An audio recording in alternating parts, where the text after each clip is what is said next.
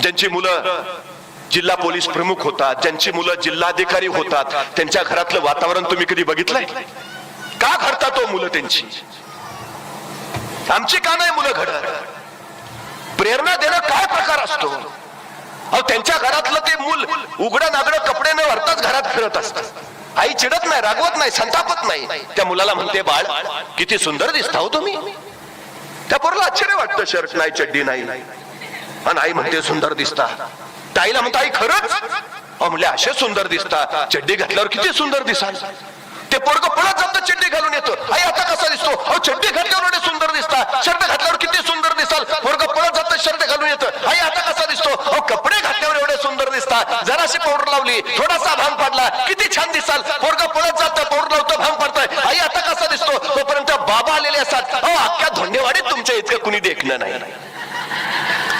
पोराला आणखी उत्साह येतो, आजूबाजूला जातो, आजूबाजूला मी कसा आहे? अहो कलेक्टर आहे माझा.